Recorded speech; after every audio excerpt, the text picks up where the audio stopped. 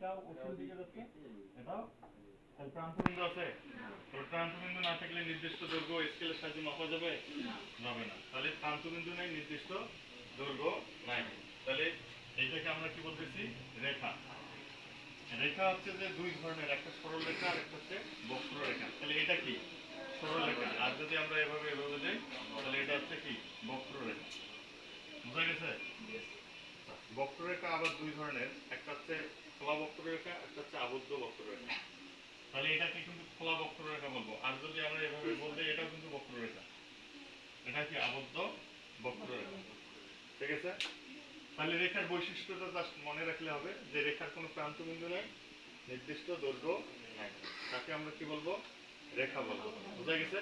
অথবা বিন্দু চলার পথকে রেখা বলবো। ঠিক আছে? তাহলে 3 নম্বর হচ্ছে যে আমরা রশ্মি। এটা কিন্তু সম্পাদ্য ক্ষেত্রে অর্থাৎ জ্যামিতি অঙ্কনের ক্ষেত্রে আমরা বলি যে যে কোনো রশ্মি এডি নেই বা এডি নেই। বুঝা গেছে? তাহলে রশ্মিটা হচ্ছে যে রশ্মির একটা প্রান্ত বিন্দু থাকে। কে জায়গায়? একটা প্রান্ত বিন্দু থাকে, একটা প্রান্ত বিন্দু থাকে। ঠিক আছে? তাহলে একটা প্রান্ত বিন্দু থাকে কিন্তু নির্দিষ্ট দৈর্ঘ্য থাকে না। তাহলে একটা প্রান্ত বিন্দু, এটা কি অসীম দিকে যাচ্ছে, তাহলে এটা মাপ পরিমাপ করে কি শেষ করতে পারবো? পারবো না। বুঝা গেছে? তাহলে রশিদ কি থেকে? একটা প্রান্ত বিন্দু থেকে কিন্তু নির্দিষ্ট দৈর্ঘ্য থাকে না। তাহলে এটাকে আমরা কি বলবো? রশ্মি বলবো। বুঝা গেছে? তাহলে সম্পাদ্যর ক্ষেত্রে দেখবা যে যে কোনো চতুর্ভুজ অঙ্কন বা ত্রিভুজ অঙ্কন, এই ক্ষেত্রে দেখবা যে যে কোনো রশ্মি কি এবি নেই বা এডি নেই বা এই নেই। বুঝা গেছে? তাহলে ওখানে বলা হয় না যে রেখা বলা হয় না, আবার রেখাংশ বলা হয় না, কি বলা হয়? রশ্মি বলা হয়। দেখবা। বুঝা গেছে? তাহলে এটাকে, তাহলে রশ্মির একটা প্রান্ত বিন্দু থাকলো, নির্দিষ্ট দৈর্ঘ্য নেই। আচ্ছা, 3 নম্বর হচ্ছে যে রেখা অংশ। রেখা অংশ, তাহলে রেখা অংশ আমরা কাকে বলবো? তাহলে এই রেখা অংশ হচ্ছে যে দুইটা প্রান্ত বিন্দু আছে এবং নির্দিষ্ট দৈর্ঘ্য আছে, অর্থাৎ রেখার বিপরীত পুরোটা। বোঝা গেছে? তাহলে প্রান্ত বিন্দু আছে, ঠিক আছে? প্রান্ত বিন্দু আছে, অর্থাৎ এ এটা, এটা বি। আচ্ছা, প্রান্ত বিন্দু থাকলে কি স্কেলের সাহায্যে কি নির্দিষ্ট দৈর্ঘ্য পরিমাপ করা যাবে না? যেমন এটা, এটা কি কত সেন্টিমিটার বা কত ইঞ্চি, এটা পরিমাপ করা যাবে না? কেননা এটা একটা প্রান্ত বিন্দু, এটা একটা প্রান্ত বিন্দু। বোঝা গেছে? তাহলে যার দুইটা প্রান্ত বিন্দু আছে এবং নির্দিষ্ট দৈর্ঘ্য আছে তাকে রেখাংশ বলা হয়। তাহলে রেখাংশ আর রেখা কি বিপরীত হচ্ছে না? রেখার প্রান্ত বিন্দু নেই, নির্দিষ্ট দৈর্ঘ্য নাই। আর রেখাংশের দুইটা প্রান্ত বিন্দু আছে, নির্দিষ্ট দৈর্ঘ্য আছে। বুঝা গেছে? আর এটার একটা প্রান্ত বিন্দু আছে কিন্তু নির্দিষ্ট দৈর্ঘ্য নাই। বুঝা গেছে? তাহলে এটা হচ্ছে রেখা, এটা হচ্ছে রশ্মি, আর এটা হচ্ছে রেখাংশ। বুঝা গেছে তো? তাহলে এগুলো কিন্তু তাদের সাথে একটু করবা, ধরবো। রশ্মি তাদের প্রান্ত বিন্দুতে মিলিত হয়। কোন বিন্দুতে? আচ্ছা, রশ্মির কয়টা প্রান্ত বিন্দু? এখনই বললাম না, রশ্মির কয়টা প্রান্ত বিন্দু? একটা না? তাহলে এটা তো বোঝা যাচ্ছে যে ও এ, এটা রশ্মি, মানে রশ্মি না, একটা প্রান্ত বিন্দু আছে। আর একটা দিলাম ও বি, তাহলে দুইটা রশ্মি না? তাহলে তাহলে ও এর প্রান্ত বিন্দু কি? ও, ও বিরও প্রান্ত বিন্দু। তাহলে দুইটি রশ্মি তাদের প্রান্ত বিন্দুতে মিলিত হয়ে যা উৎপন্ন করে তাহাই কোণ। কি উৎপন্ন করছে? তাহলে এটা কি কোণ না? বোঝা গেছে কি? তাহলে দুইটা রশ্মি তাদের প্রান্ত বিন্দুতে মিলিত হয়ে যা উৎপন্ন করে তাহা কোণ। বোঝা গেছে? তাহলে এটাও কোণ, আবার এটাও কিন্তু কোণ। ঠিক আছে? তাহলে তারপরে আমরা এটা, তাহলে আমরা এটাকে সূক্ষ্মকোণ করবো, একটাকে কি বলবো? প্রবৃত্ত কোণ। এটা হবে প্রবৃত্ত কোণ। 180 থেকে বড়, 360 থেকে ছোট কোণটা প্রবৃত্ত কোণ বলবো। বোঝা গেছে? তাহলে কোণ আমরা কাকে বলতেছি?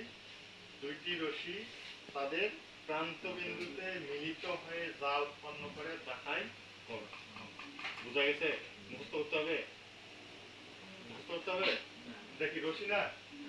তাহলে দুইটা রশ্মি তাদের প্রান্ত বিন্দুতে মিলিত হয়ে যা উৎপন্ন করে তাহাই কোণ। তাহলে এ ও বি কোণ। তাহলে একটা কোণ কয়ভাবে লেখা যায়? একটা কোণ দুই ভাবে লেখা যায়, কয় ভাবে? এ ও বি।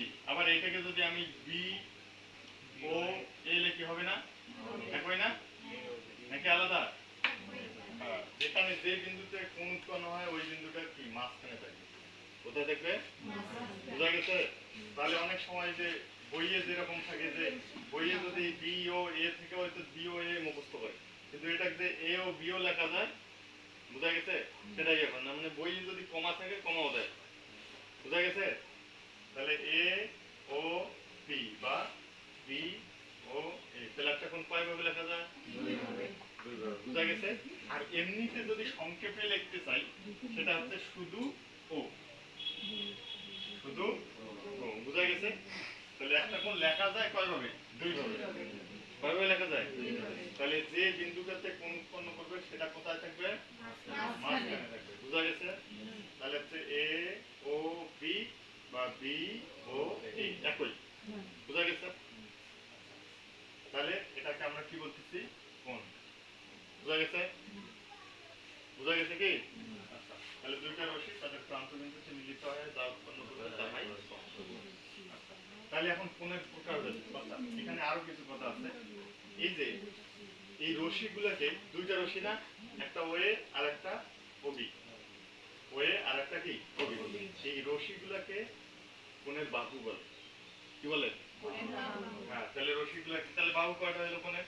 একটা কোণের বাহু কয়টা? দুইটা, ওয়ে আর ওবি। তাহলে রশ্মিগুলোকে বলা হচ্ছে কোণের বাহু। বুঝা গেছে? তাহলে ওয়ে আর ওবি কি হচ্ছে? এখন হচ্ছে বাহু। বুঝা গেছে? আচ্ছা, তাহলে রশ্মিগুলোকে কি বলা হচ্ছে? কোণের বাহু। তাহলে রশ্মি গুলোকে কোণের কি বলা হয়? বাহু বলা হয়। আচ্ছা, বর্গ বলি না? সামান্তরিকের সন্নিহিত বাহু পরস্পর সমান হলে তাকে কি বলি? রম্বস বলি। তাহলে সন্নিহিত বাহুর নাম শোনা নাই? তাহলে দেখে তো শোনার কথা।